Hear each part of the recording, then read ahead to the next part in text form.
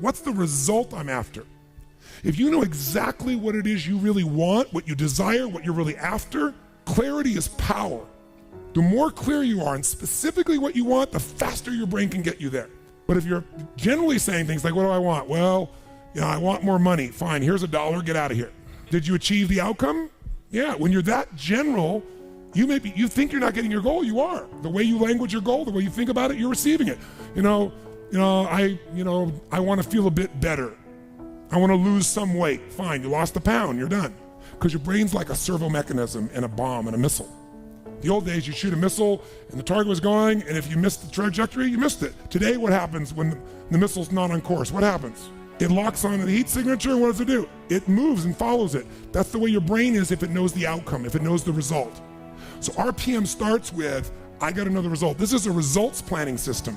The rapid planning method, but you can think of it as a results planning system. I need to know the result I'm after before I ever ask myself what to do. That takes more time, but it's worth it.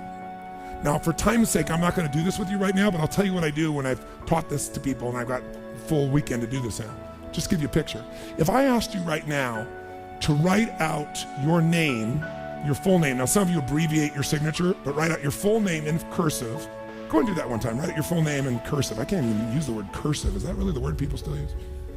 It means in handwriting, I guess, but in cursive. Just write it out full name, because you can do this later on. Now, if I had you get with a partner, you can try this later if you want. I'm just going to tell you because I don't want to take the time because we have such limited time today. And I have your partner say to you with a stopwatch here, okay, ready?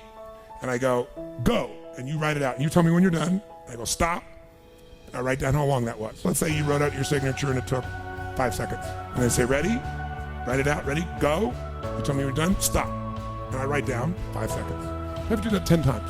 And you probably might get down to as little as 5 seconds.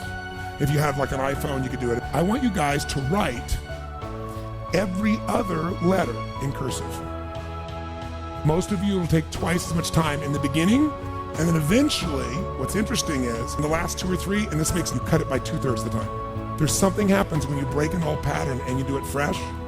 Your brain over the years has learned ways to move more rapidly since when you did your original signature, and you'll do it in 1/3 the amount of time. It'll take twice as much at first, and then it'll cost you 1/3 amount of time. Now let me tell you why I'm telling you this. The system I'm calling the rapid planning method, by the time I show it to you, you're gonna go, this takes more time than just making my to-do list. It will win. When will it take more time? When? Initially. But once you get it in your nervous system, it'll take you less time because your brain will be thinking in outcomes and not activities. And when you think in terms of outcomes and not activities, pretty soon some of the activities in your list you don't even need to do to get the outcome. You find a better way to get the outcome quicker. Now, how do you do that? Yes, 3 questions. Question 1, what is my result? What is my outcome? What is it I really, truly want from this? If you're going back next week, and you say this next week, what are the most important outcomes for me to get this week in my business? And you just write those outcomes out, not your action items, the outcomes. If you do that and nothing else, you'll be ahead of the game. And if you just keep looking at those outcomes every day, how am I doing on that outcome? Your brain will come up with ways to get to that outcome. I promise you. Focus on outcomes, not on activities. Action for most people. Activities, most people may mistake movement for achievement. They mistake action items and to-dos for achievement. We're after the achievement. Are you with me on this? Yes or no?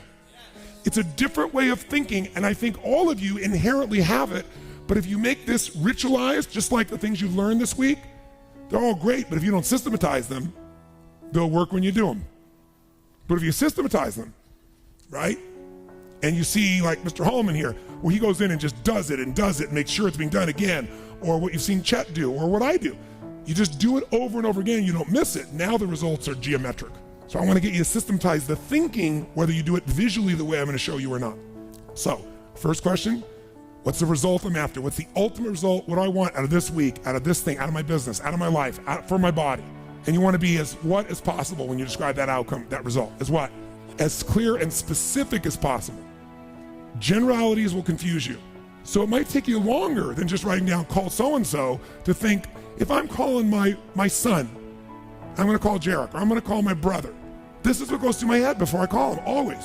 What's my outcome? Because I don't want to just call him.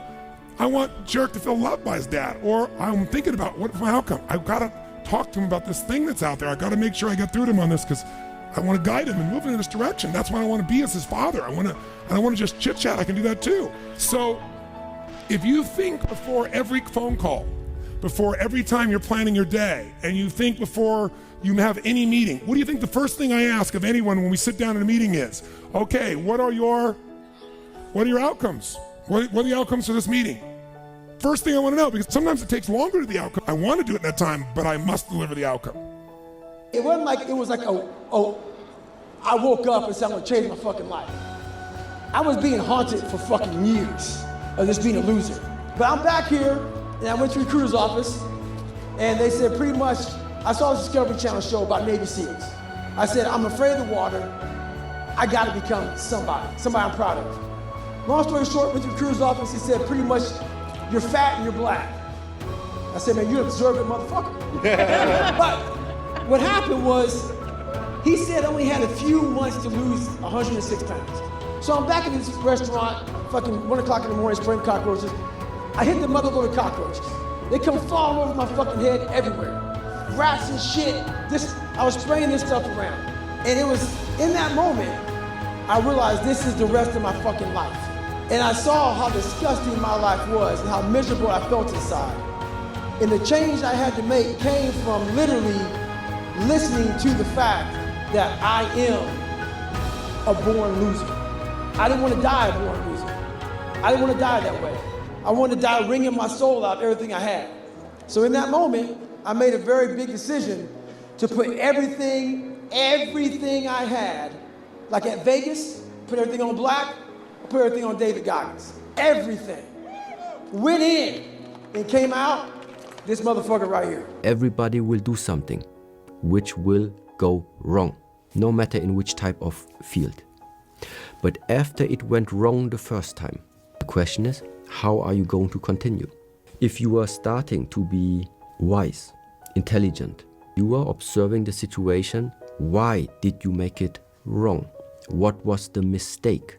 What went wrong in it? If you are confronted the second time with the same situation and you make it wrong again, so apparently you didn't learn something. And in the way how Confucius expresses this is, making something wrong the first time is not a mistake. It is your chance to correct it. But making the same situation over and over, wrong again and wrong again because you're of the unwillingness to learn something from it, that is the mistake.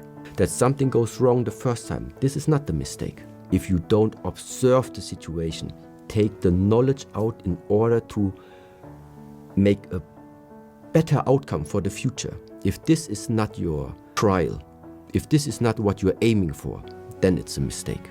That's why you need challenges. You will fail, definitely. It can happen that you made in the past, took some decisions, took some actions that have shaped your present life right now and also will have an impact on the future. But we cannot undo the past. Therefore, the question is, what will you take out of this lesson that you have? You did one thing wrong in the past.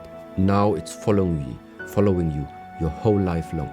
First conclusion is, I need to better take care about what I am involving in. Message number one.